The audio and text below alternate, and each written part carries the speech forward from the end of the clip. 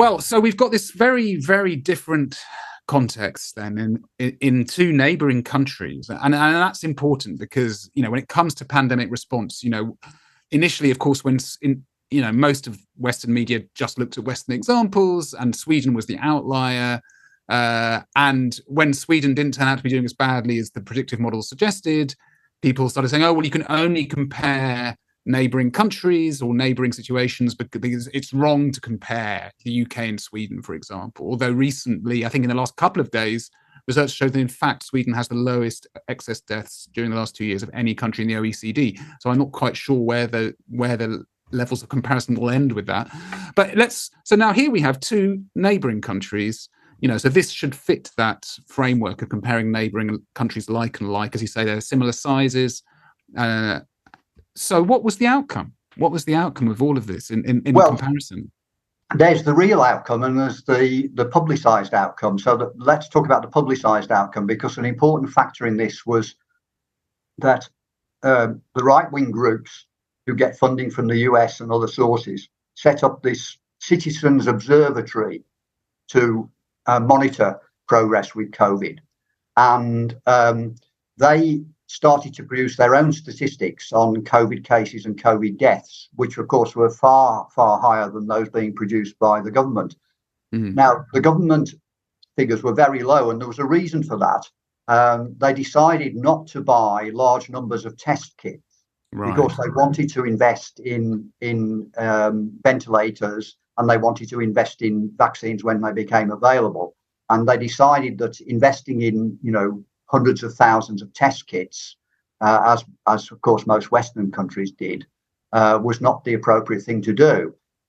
That may or may not have been a good decision, I don't know. But it meant that very few people were tested, and the criteria for being tested were quite tight. And so reported cases were throughout the pandemic were very low.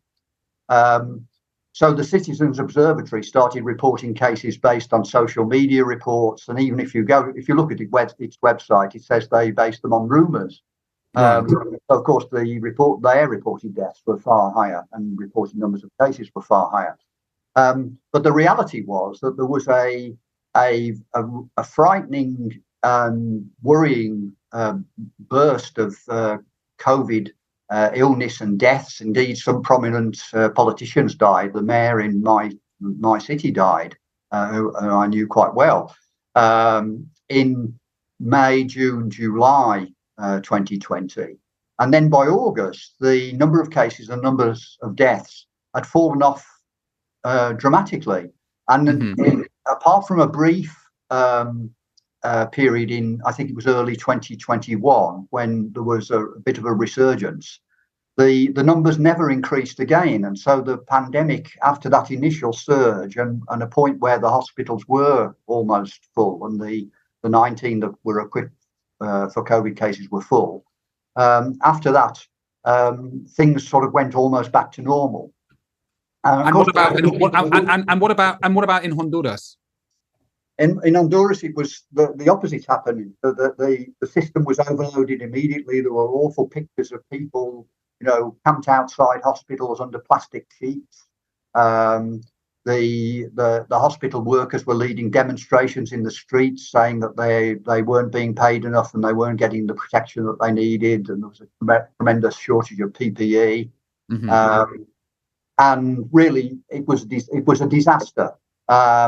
And the disaster was made worse because in November 2020, both countries were hit by two hurricanes within 2 weeks of each other. And Nicaragua has become very good at preparing for hurricanes, which hit the Caribbean coast of both countries. And it had evacuated people and ensured that there were virtually no deaths. In Honduras, there were quite a lot of deaths, but more importantly, there was a huge displacement. So tens of thousands of people had to leave their homes and didn't go back for months. So, of course, they were then living in crowded shelters, schools, and so on.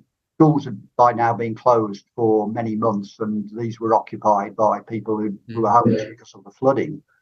And that made the COVID situation worse. Honduras, in the end, had not as high a level of excess deaths as some other Latin American countries, but if we go on to talk about a much higher level than occurred here in Nicaragua.